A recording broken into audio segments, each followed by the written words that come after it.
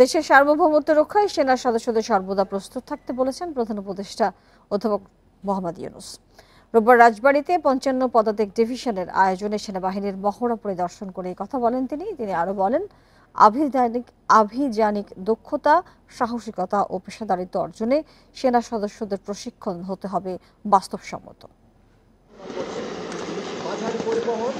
ঘণ্টাব্যাপী অনুশীলনে অত্যাধুনিক সমরাস্ত্রে সজ্জিত সেনা সদস্যরা যুদ্ধের বাস্তবসম্মত পরিবেশ সৃষ্টির মাধ্যমে আক্রমণ অনুশীলন সফলভাবে পরিচালনা করেন।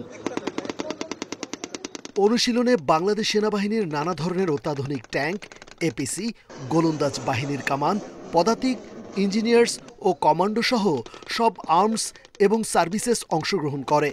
মহড়ায় বাংলাদেশ বিমান বাহিনীর যুদ্ধ বিমান, আর্মি এভিয়েশনের বিমান এবং হেলিকপ্টার ও প্যারা কমান্ডোরাও অংশ নেয়।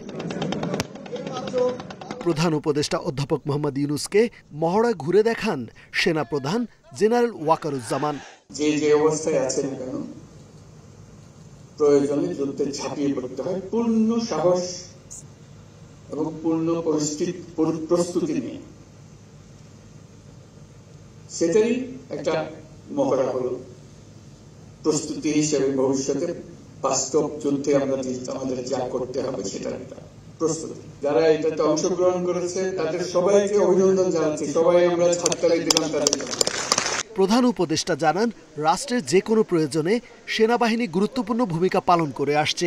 আধুনিক ও যুগোপযোগী প্রশিক্ষণের মাধ্যমে যে কোনো যুদ্ধ পরিস্থিতি মোকাবিলায় প্রস্তুত থাকার আহ্বান জানান তিনি। যুগোপযোগী প্রশিক্ষণের মাধ্যমে আভিযানিক দক্ষতা অর্জন করে দেশের সার্বভৌমত্ব রক্ষায় বাংলাদেশ সেনাবাহিনীর সদস্যগণ সর্বদা প্রস্তুত থাকে। সেই লক্ষ্যে সেনা সদস্যদের প্রশিক্ষণ হতে হবে বাস্তবসম্মত। আমি নিশ্চিত বাংলাদেশ সেনাবাহিনীর প্রশিক্ষণের এই লক্ষ্যকে সামনে রেখেই এগিয়ে চলেছে। সেনাবাহিনী ও বিমান বাহিনীর সক্ষমতা সম্পর্কে আত্মবিশ্বাসের কথা জানিয়ে অনুশীলনে অংশগ্রহণকারী সেনা সদস্যদের দক্ষতা ও প্রশিক্ষণের প্রশংসা করেন প্রধান উপদেষ্টা। রেজওয়ানুল হক, ইন্ডিপেন্ডেন্ট নিউজ, ঢাকা।